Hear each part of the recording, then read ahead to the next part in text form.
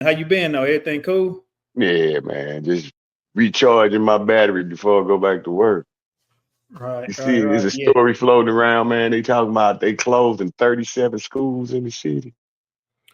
Hold on. So we all right, we are jump into that. So we got another Mm-hmm. episode. Coach Turner, Coach Brown. Man, we finna chop it up about some current events, some current topics. Right now, we are in the process of the conclusion of summer basketball, AAU basketball. Before we jump into that, you kind of just touched on a topic that I think is kind of excuse me, is hot on a lot of educators' minds, is hot on like a lot of public school students' mind. I think May 16th, St. Louis had a tornado that, I mean, ripped through Central West End, ripped through parts of Clayton, ripped through Forest Park, North St. Louis. And now the St. Louis public schools are kind of in like disarray. Um, so just going back to what you've been hearing, because again, you kind of you work for St. Louis Public Schools, so kind of just talk about, if you can, talk about some of the things that's kind of going on without getting into like any type of sticky situations that you can protect yourself on. I just heard on the news that they saying, I think they said they talking about for 20, what did it be? 25, 20. No, this is 25, 26, right? Mhm. So 26, 27. Talking about closing 37 schools in the St. Louis Public School District. And I'm like, ooh, that's something. 37? I didn't realize it was that many schools, open to be, let alone to be closing. That's big, man. But So go that's ahead. kind of where we at though, man. The city is empty. Let's face it, man. They talk about the crime and the this and the that, but it's empty right now. In comparison to what it has been and what it used, it's empty. So I mean, this is something that I guess that had to happen. So it's time. The Right. So tornado kind of sped it up. yeah, I was just Mm. going to say that. So just and I just did a quick little search. So it says a recent report just talked about. Hold on, I'm sure if I can pull it. It says, man, this is crazy. They're talking about closing 37 out of 68 schools. Mm. Half this. It said a recent report recommends shutting down 37 out of 68 school buildings ahead of the 26-27 academic school year, over half the district, primarily due to ongoing declines in enrollment and skyrocketing maintenance costs. So that's what they kind of giving out on the surface level. All right. Enrollment, which kind of already touched on that. Right. Nobody living in the city, Right. and the maintenance costs. Mm. You got too many buildings that are just sitting. You got to pay a light bill, gas bill, water bill, house people that are in there. Something goes wrong, you gotta fix it, and it just becoming. I mean, it's You being bloated. you Pretty much. got a lot of big buildings that, let's say, like can hold 700 to 800 kids, got 150 kids. You know, can't maintain that. Can't do that. It's Right. just time. It's time. Yeah, and then too is one of those things where, I've been a firm person on that. St. Louis public schools has too many schools. You got too many schools to begin with. I look at the high schools, and I'm speaking from the high school standpoint. Uh, it's too many schools, and you Mm. kind of hit on it. Big old buildings that churches, schools were meant to last 100 years, test of Mm. time. And then we get to a point now where we got these big castles, these big buildings that were made to house 15, 2,000 students, only with 150 kids in there. So Mm-hmm. the district just has too many schools. A lot of these alumni based schools refuse to let these schools close. The Sumners, the Vashons, you know, all of those. I was talking to somebody the other day. Sumner and Vashon, they just need to make a museum out of those. Right. Those need to just be museums. You get some type of federal money to just, break it up and say, all right, this is where Tina Turner went to school. This is where Red Fox went to school. This is where, and you just preserve it and you keep it as like a capsule in the community. But to have kids trying to go to school there is a slap in the face. It's a slap in the face to one, as far as the education. And then a lot of these schools still have running athletic programs. Right. So now you got running athletic programs on top of the expense that it costs to run the school.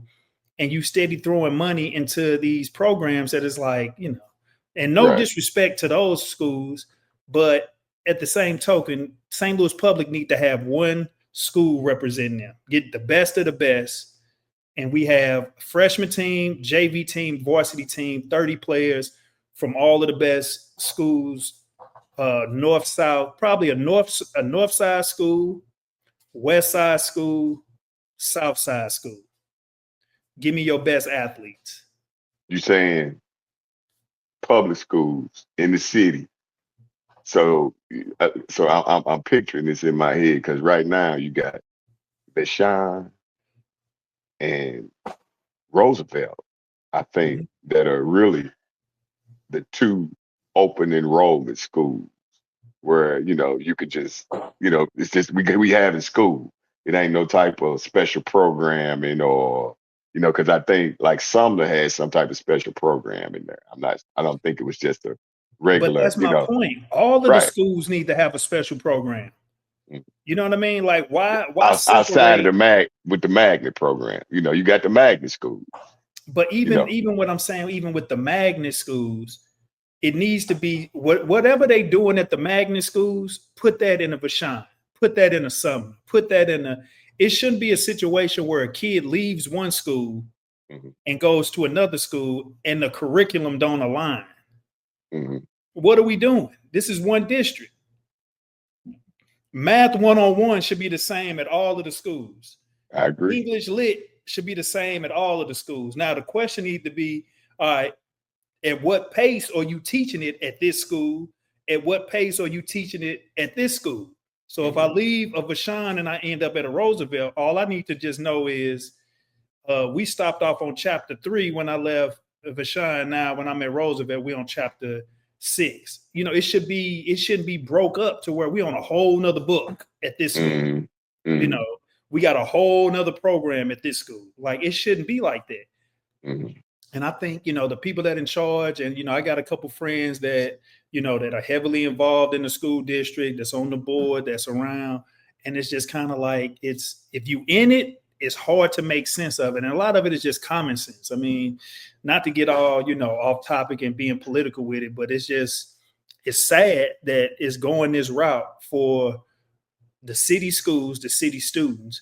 And to piggyback on that, pretty much the only thing people are concerned about is these damn youth sports. Everybody think their son is going to go to the NFL, to the NBA. And it used to be a time where we used to value education. I come from a generation where, man, I didn't want to be the dumbest guy in class. If you didn't turn your homework in, you stood out like a sore thumb because you didn't get it done the night before. I never wanted to be that person. And I know it was so many different families that pretty much held it down the same way. Like, nah, if nothing else, we educating you here in this household. Hold on 1 second, Pat. Hold on. All right. So like I'm saying, is that a lot of these parents and a lot of the fuss is over nonsense. And I think a lot of time the fuss is over stuff that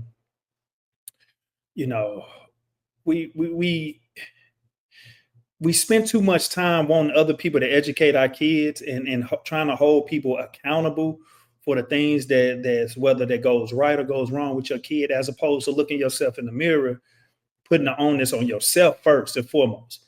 When my son or anybody in my family, when you walk out of the house, you should already been taught how to do things to where when you get to school, you basically, it's about respect. You respect that person that's spending the majority of their time with you. And that's really not the case now. It's that first and foremost, it's about, you worrying about what you can do for me. And, I think we come from a generation and we've lost a lot just trying to enforce or reinforce all of the wrong things in our kids. And then our kids pick up on that stuff easy. And now they're forced to deal with or being in a position where they're dealing with grown folk stuff as opposed to just still being a kid. It was a time where, being around my grandparents, being around an adults, they would never let you in grown folks' conversations. And now these kids they in the forefront of the conversation. And then you got parents that want to be the friends just as much as they best friend. They trying to be just as much as friendly buddy with their kids. And it's just, it's kind of messed up and it's kind of sad. So go ahead. It's a bigger problem. I used to always tell people long ago, the internet is too much. It's too much for people. I mean, everybody want their freedom to do this and freedom to do that, but certain things, we always talk about parental guidance and all that's gone, and like you saying, it's you used to get your baseline from home, how to act, how to respect people, but now that's over. There ain't no baseline anymore. So like you say, kids are picking up what they pick up, like you say, grown folks conversation. They are the conversation, on this internet thing, man, it's wide open. I don't care how old you are, so and now, and it amazes me. I sit up and I watch all the things on TV they talking about the phones in school. That's the biggest joke in the world to me. I mean, we sit up here arguing about should the kids have, let the kids have. That's a parental thing. Right. Ain't one kid pay a phone bill. Ain't one kid out here. You might have some instances, but for the most part, you ain't even old enough to have a phone bill. And parents, and then you get the blowback at, well, I want my kids to be able to get in touch with me. And, that's where you have to trust the school to do whatever they need to do.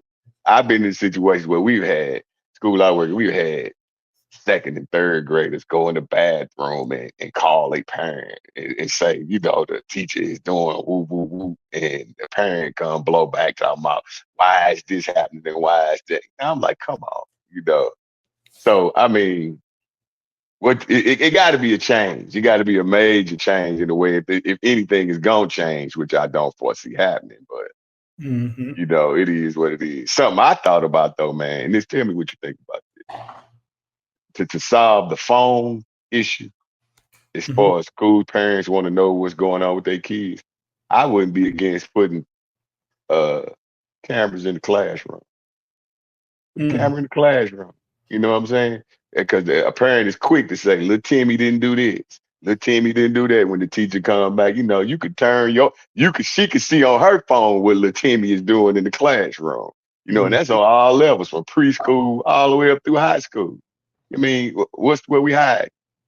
Where we hide? Yeah, I mean, I feel you. I just think it goes back to where we get it. We got a lot of parents that want grade A customer service, and they want it to be done by the educators, the school systems. And again, you're not carrying yourself and you're not doing the things necessary to prepare your son when they're walking out of the house.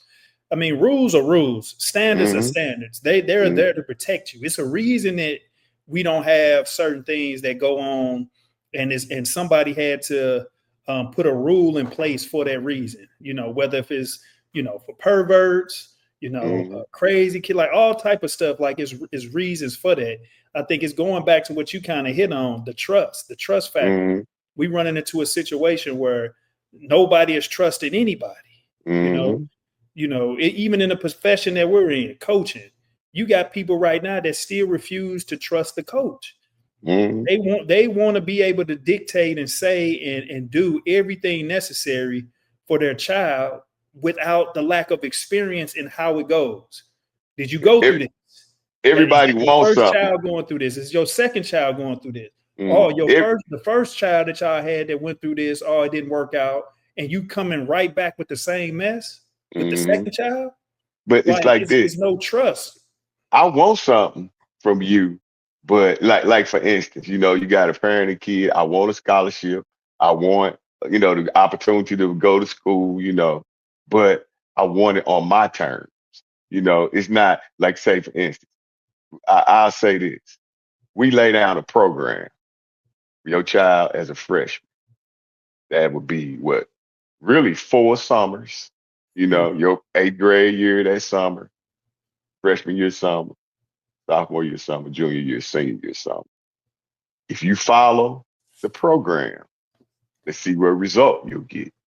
But nobody wants to follow the program, and then at the end they want to say they didn't get the result they got out, they wanted out of it. You know, they want it on their terms. You know, and it doesn't work. I used to tell kids that I coach right now, you want to play, you want to be on the team, but you want to be on your terms. You know, I want to be able to do this, I want to be able to do that, I want to be able to shoot, do this, but that ain't what's good for the team. You know, that's what I want, and it's not, and it's supposed to be a situation where we setting up ourselves to win. That's what it's all about. Even when you get into a situation where you in the business world, you know, you setting yourself up to win. You want to surround yourself with colleagues that's gonna help you win. Same thing. It's not I'm gonna set myself up so I look good, you Right. know, or I look good. You know, that's not the deal. So, like you said, it's a trust issue. You know, so what do you do? You Man, know. so let's transition a little bit to you know, me and you, we both, man, we on these social medias. I think we in the streets a lot. I mean, this past weekend you were at with your your 6th grade team won Yeah. the champion. Where were you at? Kind of We tell was folks. out there. We played in the CNR tournament out in we played out of Principia out Mhm. there. And you know, it's crazy, you know, and this weekend, you know, it was a lot of tournaments going Right. on, Like I you said, this know, was local. pretty much the last weekend Yeah, for yeah. everything. For pro not now you got I think you got one more the last run, and lot of programs called it off after, you know, the Peace Basket happened. Some others they played they last. I think my group, I got a 15, 16U group, and we got one more event August 2nd, I think that weekend. Mhm. And you know, man, everything kind of feel a little different this summer for some reason. I don't know what it is, Man. you know, but things kind of feel a little different. Maybe it's me, you know. I don't know. Maybe where I'm looking at it, you know. We in like a great reset, I think, right now. It's a lot that's going on. And I mean, it's just kind of like it's so much money involved in it. And I think everybody is kind of like is holding tight to the things that they have. People Mm-hmm. don't really want to. Uh, I'm gonna say that. I'm gonna say that because that's a whole nother topic about something Mm-hmm. else. But I did want to kind of talk about. I wanted to get your thoughts on this. Uh, I'm on social media and I try to stay involved with what's going on in like the YouTube world.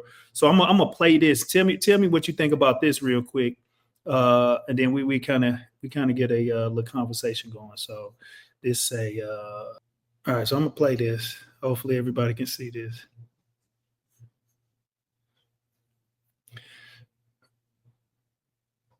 So you got and for the folks that's listening to this, and I'm not gonna keep all of that mess. All right, so I They get waiting. a message, I get a call saying, "Hey, something going on at Forest Park. A little basketball situation is going on up there." And you know, for the most part, I think it was a nice situation for I think our kids right now. So again, here, let me just give you a backdrop. So Rod Wade Elite. You familiar with Rod Wade, music artist? You know, he's all on YouTube with Mm-hmm. his songs. He's probably one of the top artists for like this generation. He has he has like an AAU team, and it says it's the Rod Wade Elite, the social media driven traveling team this high school traveling team founded by influencer Cam Wilder emerges elite play with content creation. It is boosting over 10 million plus followers and millions on TikTok for each event. All right. And this coming from the Washington Post. Well, one of the events that they had was here in St. Louis this past weekend, which was yesterday. All of the youth, all of the kids, probably, you know, from the teenage years to you had some guys that's in college that kind of went up there for like, you know, it's for clout. It's for everybody trying to be involved with this whole YouTube streaming world. And you get up there and you got folks that just, you know, they can't keep it together, can't hold it together.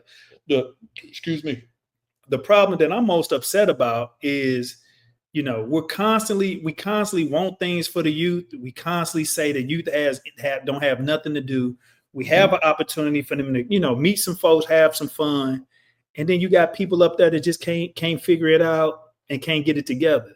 Do you think this was a bad idea? And moving forward, I mean, who do you most place the blame on in a situation like this when you see stuff like that?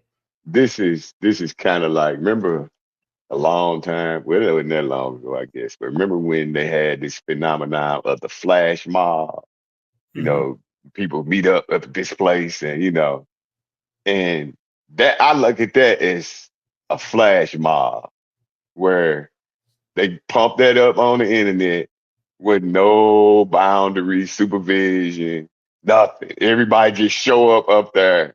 You know what I mean? It was a wild, wild west. You know, only way the any type of authorities would have known anything about it is if they follow it on social media.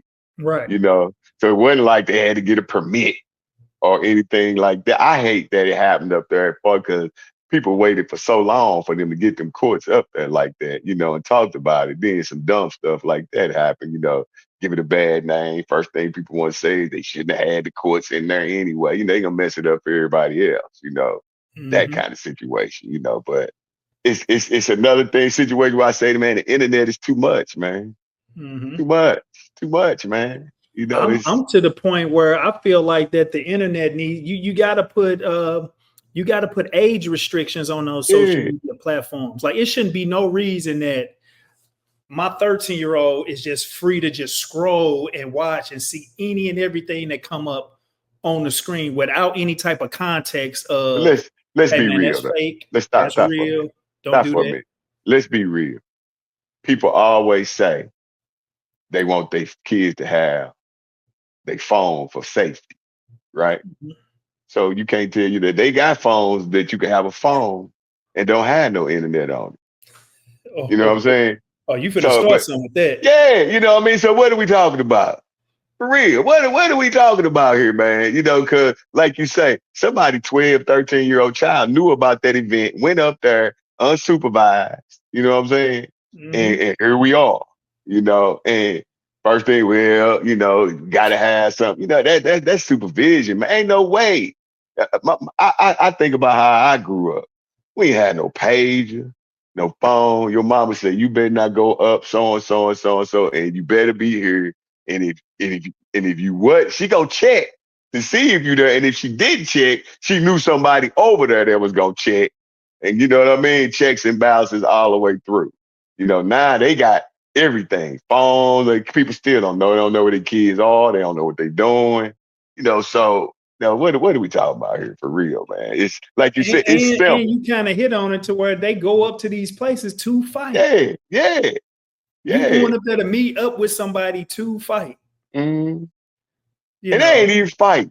You know what I mean? It ain't even like it's, you know, it's just wild and untamed. These kids now, man, they ain't fighters. You know what I mean? They physically they can't fight.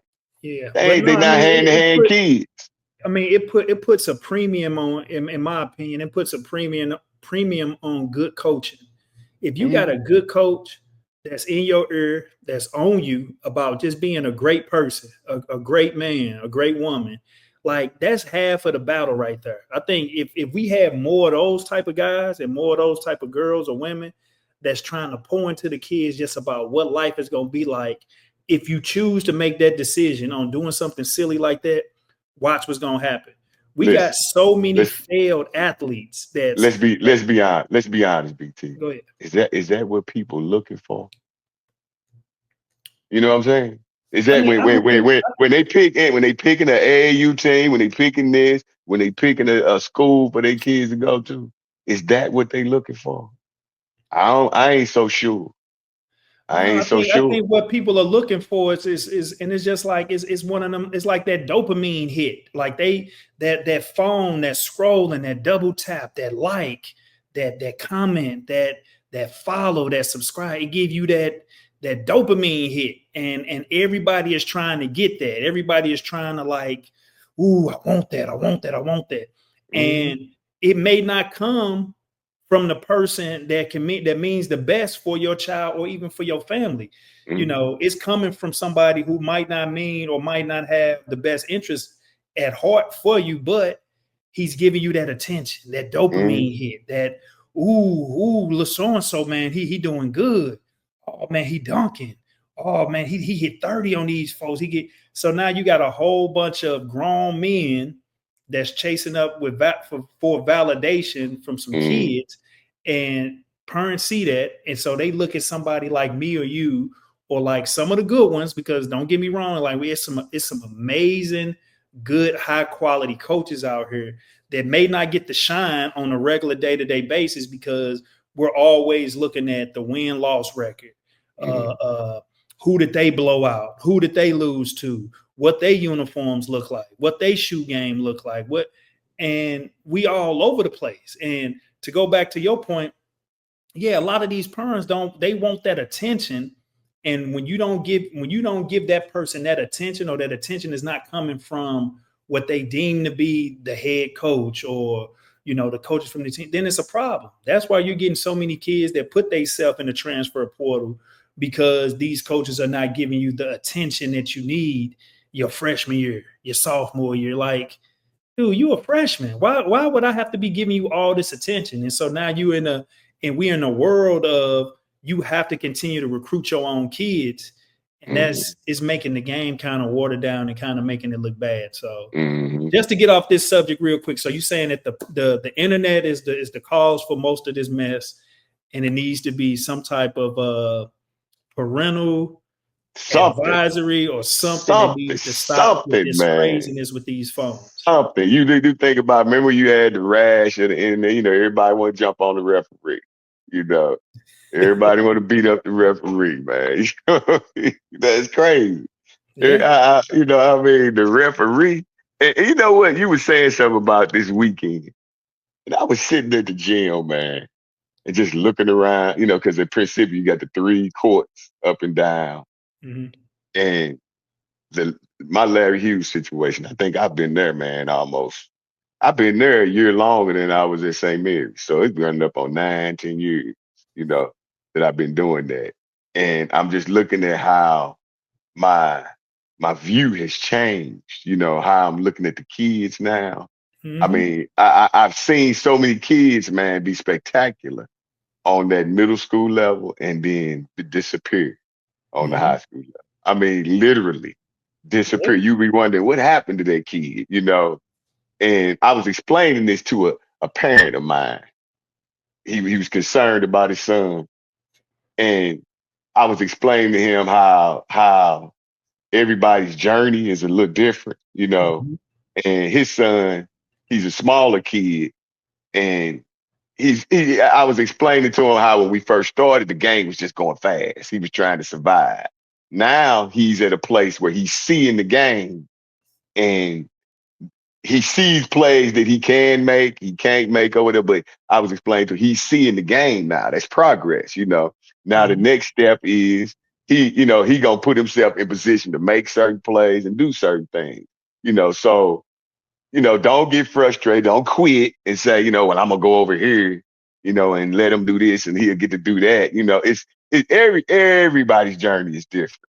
Everybody's journey is different. You've been around long enough to see it, where you got some kids that, like, let's say you got the kids with the size and they used to being bigger than everybody. Then they get to high school Now everybody got size and athleticism. You know, Mhm. what you gonna do? It's time for you to take that next step. You know, whatever it may be.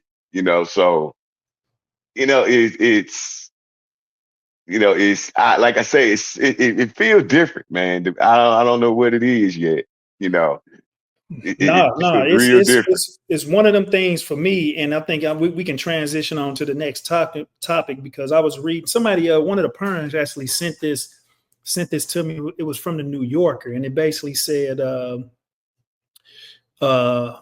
they called it airball, but Mm-hmm. basically the premise of what they were talking about is that the high cost of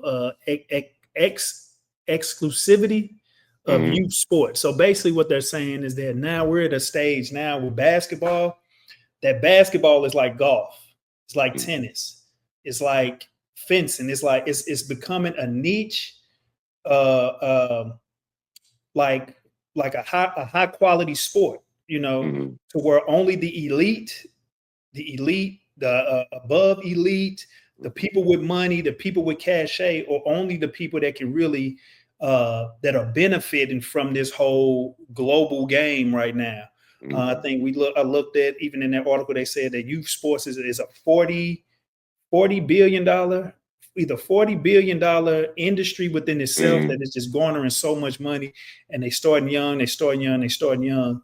But it says, what are the effects of early specializations on player development and equity in the sport? So basically, like the younger that we put them in, they get Mm-hmm. this skill, they get this skill, they get this skill, and little Johnny is going to be the best by the time he get this age. And to me, it's a lot of overthinking. It's a lot Mm-hmm. of going back to your point. So many people want to do it their way. This is Mm-hmm. the way that they say that it's going to happen. And God forbid anybody get in the way of this plan. And if you get in the way of this plan, it's gonna be some drama. It's gonna be some smoke because you stopping my son from making it to the league. You know what I Mm-hmm. mean? And so it's kind of like the dangers of putting kids and trying to have them specialize in certain things at a young age, because you don't even know if this is your kid's best sport. You don't Right. even know if this is your kid's best attribute, and you Mm-hmm. focusing all of this stuff in them right now. Uh, I'm at that stage right now where I want my son to try all different type of sports. Whether if it's the running, the cross country. I think we got him in boxing, we got him working out, we got him doing so. Some of those that muscle memory, at some point it'll click on. And at the end of the day, it's not about whether or not you can make it to the league. I think we live in a situation where everybody is trying their best to get mom out of the hood, mom Mm-hmm. out of this and out of this. And that's kind of like the whole notion, I think, the where the sport is going to where it used to be. LeBron was like the last single parent household. He got to We're gonna make it make out it the out. gutter. He's Right. struggling. Oh my God. All our hopes Now and dreams lie with you. That's you what say that what? is. All our hopes and dreams are with you. Yeah, They put and him now in and you he got got to a go whole save. yeah, but now you got a whole NBA that's basically mom was in some type of professional sport. Dad was in some type of professional sport. Uh, You know everybody's what? go ahead. The offset to that thing could be, like you say, the way the league is going right now, you got the NIL kids. Mhm. Okay. You got a situation now, think about it, man, where you got a kid that come out of high school, make money for 4 years, and come away with an education at the end. So if you don't, like you say, I think they said 450 people, 450 players in the league, something like that. If you don't make it, you got a foundation now where before, when you came out of school, say you didn't get a degree or whatever, it was like, okay, now what am I gonna do? Right. Kind of situation. Whereas like I remember when Greg Anthony went to UNLV. He was a kid. He didn't take. They offered him a scholarship and he didn't take it. He had a Okay. situation where he had his own business going or whatever, and that's where UNLV got. They investigated because they was already supposed to be doing shady stuff or whatever. But this guy had his own business, was paying his own way through school, had it set up, and if you can get a kid with a mindset, the kind of money that they making in Mm-hmm. college, you come away, you set. Right. And in saying that, think about how many more people that touches than the NBA money. Some people ain't gonna never get none of that NBA money, but you can get some of that college money, you Mm-hmm. know. And in saying that, you see where now they talking about Trump getting ready to sign some type of executive order to put a cap on that in their NIL money. Because Mm-hmm. that's life changing, man, for some people. I was looking at an article as a girl, somebody showed me this girl, softball player, signed some kind of big NIL deal. That wasn't gonna happen, before. She was good to top of her game and everything. Ain't no professional softball league, Right. where she can go and, get ahead, Mm-hmm. get a lick. She don't have that generational money to, start this, go here, go to school. A lot of people that come out of school, they got a mountain of debt, you know. But So go ahead. But no, but that's one of the things where I'm just like, man, why come nobody is talking to these guys? Nobody is telling these no, guys that, no. hey, the name of the game and to be honest, when we came up was about education. Man, Mm, look, I'm trying to get this scholarship. I'll never forget watching Cooley High and Coach Cheese. The scholarship mm, was in the toilet. He had to go in the mm, toilet to get the letter, to pull out the letter to mm, say he got a scholarship going to this school. So many people in my generation was playing ball to get that scholarship because we knew if we can go to school for free, there's less debt that we have to pay back when we get out of school. That's an mm, opportunity to go right into the workforce to start working. And then we right. get something that can nobody take from us. Mm, Can't nobody take that. And you can beat on your chest and say, look, I accomplished this. I've worked through something to get that stamp of approval to be out here in this world. You get right. guys right now, you got the opportunity to stay the 4 years to make the money. They want to leave after 1 year. You get that one Mm, contract. You spend that money up because again, money don't come with instructions. You blow mm, the money. Now you got all of the craziness that went on with you and that money. Then on top of that, you finna do something stupid or something crazy that's probably finna have your butt locked up for the rest of your life because somebody then gave you some money without some instructions and you didn't know how to mm, handle that. So now you mm. become this person that's, what they say that money don't change people, it just exposes who you are once you Exposes get the it. weaknesses. Yeah. So as soon as you get it, if you've been a creep, if you've been a dude that just wasn't a low life, and somebody give you that money, you just a low life with money. You're a bigger But creep now. instead of you grinding that 4 years out to understand, like, damn, I'm in college, I might have to eat these Roman noodles or go to the to the what you call it, to the cafeteria and eat, come back Off that home, meal ticket. scramble up Mm, on what I need to do because I'm gonna appreciate it a whole lot more as opposed to somebody just giving it to you. You blow it, and now you looking crazy trying to get caught back up, and mm, it's a shame.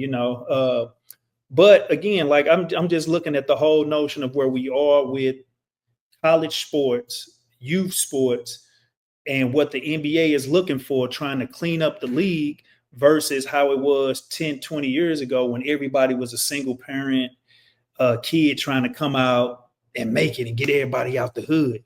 Now the mm, NBA is saying, nah, we don't want them no more. We want the kid that got mom and dad, and preferably mom and dad that was a professional. So this person is going to know how to handle this money, or they're not thirsty for that first big check. Think about, man, them dudes get that first check, they blow it, and mm, they live in reckless. And on the backside of their career, man, they look a fool. They look a mess. I think who was that? Horace Grant got so mm, many illegitimate kids that they saying they finna take his pension from him. You got mm. all these other guys with all this craziness that's going on, and so you know, it's like the blind leading the blind. You know, um, just rapid fire. All right, LeBron weighing his retirements. What do you think is going to happen with the LeBron saga that's going on right now? I don't think he's gonna finish in LA. I don't think he's gonna finish in LA. I mean, where I would like to see him go, just for entertainment value, I'd like to see him go to the Warriors. Because when I was young, it was all the Lakers used to be the team where all the old dudes went, all the old greats when they was on their leg, the Bob McAdoo's, the Mm-hmm. Jim Jones, after they done pretty much lived out their prime, they could still Mm-hmm. go. They would all go to the Lakers. Curry is still playing at a high level. I think LeBron can still play at a high level. He ain't gonna be, I don't know if he can be your main ball handler and this, that, and the other, but he know how to win. You Mm-hmm. know, I think but the problem with that is, I don't know if him and Draymond, they the same guy in a lot of ways. Yeah, Draymond, LeBron needs Draymond's spot. That's what it is. because LeBron the So center, Draymond the center. right, right. And they can still put somebody long out there. You know what I mean? To block shots and do whatever. But I'd like to see, because they were talking about Al Horford and, some others going there. They got to do something with Curry, man, because they would have won had he not gotten hurt and he had to carry that heavy load. They would have beat, who was that they played? Was it Minnesota? Minnesota took the Lakers out. I forget who took the Warriors out. It might have been them I too. The think it was Warriors Minnesota. just got dealt a bad hand. I think it was Minnesota Okay. that beat him. Yeah, because they had him because they couldn't do nothing with Curry. But then his hamstring blew, and then it was over. What They what didn't what have it there. what's your thoughts on Dame Lillard return to Portland? 3-year, $42 million deal after Hmm. waiving an extension to return home post Achilles rehab. I read the first person, he got on the phone with Drew Holiday, and they say the first person they called was Antetokounmpo Mm-hmm. and said, Greek Freak, come on out to Portland with Dame and Holiday, and let's see what we can make happen. Because Antetokounmpo's still out there. Mm-hmm. He's still out. He ain't, signed the extension or whatever to go on back with Milwaukee. So Dame, he tried to go and chase the ring thing. And I think he was going through some things personally too, out there Mm-hmm. in Portland, going through a divorce and He that probably kind of wanted to stuff. just get away from it, Yeah, get yeah, away from it, yeah, and now probably yeah. just smoked and settled, and now he need to come Right, on back around. right, right. But I ain't mad at him, and they got a good guy. They got Chauncey Billups out there. Chauncey know what he doing as far as Mm-hmm. putting the team together and whatever. So now and at first they was talking about Drew Holiday wanted out, but he a West Coast guy. He at the end, where he gonna go? So it got to be some team, man. I'm looking at where some old heads can go. You know Mm-hmm. what I mean, and get their run on. Because No, right now you I see where the like league, what. you see where the league going with these young wings and going up and down. They coming in. It's gonna have to be. It need to be, and there's some old guys out there that can play. That's gonna play half court. You know what I mean? Can do what they need to do. And the Because Warriors, like I said, the Warriors are just too small. I like they got Jimmy Butler. He fit with Curry. You know what I mean? They know how to play playoff basketball. They just too small. yeah, They too small. You know. no, I see the game is changing. I see the way that the whole three ball stuff is kind of getting old, Oh, I know what I wanted to say about Portland. Uh, the Chinese guy, the long Chinese guy. yeah. I saw a thing the other day, this morning. I posted it in Coach Brown's office where they were talking about viewership. His game that was on ESPN had 5 million and something, Mm, and Bronny and Cooper Flag game was at 1 million. So I'm like, yes. yeah, viewership, yeah, 1 million viewers or whatever watched that. 5 million watched the Chinese guy, and there's a lot. What it is, that Chinese audience. They That's all it carrying the is. lead. They carrying the lead. That's why LeBron had to shut up. Remember he was talking earlier about what they was doing in China and doing it. No, they was like China, and China was talking about turning off the league pass. What was Yeah, that? here That it was is right here. yeah, 5.2 million yeah, people in China watch the Blazers and the Grizzlies. yeah. 1.1 million watch Cooper Flag's debut. Mm-hmm. Yang Hansen effect. Mm-hmm. It He says could back in play, China, man. 5.2 million people watch. Uh, how you pronounce that? Tencent free Uh, broadcast of the Blazers mm-hmm. exhibition against Memphis. According to an NBA official, it dwarfed the 1.1 million Americans who watched the number 1 pick debut. Yang's popularity is off the roof. That's insane. And he can play. He can play, man. Have you seen him at all? I haven't. No, I haven't. But that's something right there that's gonna make somebody want to watch it. He a different version of the Joker. Wow. Can handle the ball, pad. He can drop the 3. He can put it on the floor. He prime Europe. You know how them European big guys play. Man, he playing out at the top of the 3-point line. People cutting. He knocking the 3 down. He hitting them with dimes. You run, and you got big guys coming out. The Rudy Gobert, them bigs coming out. He going around them on the dribble like the Joker. Game change. You got to keep out. And the other one is Chicago. Same one. Yeah, that's the one. The Asian dude. The Lagoy. He nice. He nice, man. He ain't. And this is what made me mad about it, man. That ain't nothing but a different version of Yuri Collins, dog. That's it. That's it. Same game. Same game, man. So, same game. Last thing to close out. What's your thoughts on the big 3 and the 3-on-3 basketball? That's oh no. Before we even get there, what's your take on the whole women's All-Star game situation with them going out wearing the T-shirts and because we don't get a chance to discuss a lot of the women's sports on here, but I want to kind of at least get them some shine and at least talk about it a little bit to see where. Something in the women's game that's kind of fit in and where we are with the women's game. It's something in the women's game that I'm waiting for, but it's in the college game. I'm waiting for South Carolina to play LSU, and the guard that transferred to LSU, Wiley, is another name. Malaysia Wiley. They lead. Dude, she from South Carolina, played her freshman year at South Carolina. You know, they won the national championship. Came back for a sophomore year. She was in her feelings because Don Staley didn't start her. You know, she come off the bench. She was a sophomore, electric, can go up and down, can score it or whatever. But I know what Don Staley was doing. You know what I mean? She ain't ready. She talented, but she too emotional. You know what I mean? And you see what happened to her in the championship. She fell apart in the championship. Then she gonna transfer to LSU, leaving home. And I don't like Kim Mulkey, so you know, just waiting on that. LSU and South Carolina. Women, the college, the WNBA, man. I like you said, I was watching that, and everybody trying to crown Caitlin Clark, right? And this is, to me, what's bothering me even locally. They don't give the girl from Incarnate Word no love. None, dog. She one of the top 3 players in the league.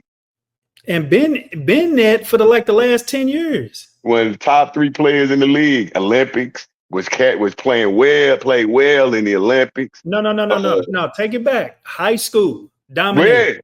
Yeah. Where she go? Connecticut. Went to Connecticut. No. She went to Incarnate Word. Right. Connecticut, dominated. Right. Dominated on the Olympic teams, on the USA skit. And had a baby. Then we had a baby and everything. No, they ain't giving her no love. None. That girl bad, man. Bad. No, she tough. What's your take on the whole, they got their CBA, collective bargaining agreement. What do you think that it should fall? Because the first thing people gonna say is that the league makes no money. In my opinion, I feel like that they don't need to make top dollar what the NBA players, but they at least need to make a living, and they need to be able to change the format and how they do the games. The NBA, every NBA team needs to have a WNBA team attached to it. That was the plan originally, because they said then we could fill the arenas up in the summer. Yeah, but that was the plan. I want to take it one step further. I want to be able to have the WNBA games first, then the NBA games. The same night? I mean, the same night. during the season? Like a Man, JV and a varsity? Man, you paying so much money for an NBA ticket. Give me a JV game. Give me a WNBA game. Give me something that can garner me paying all of this money to go watch them play.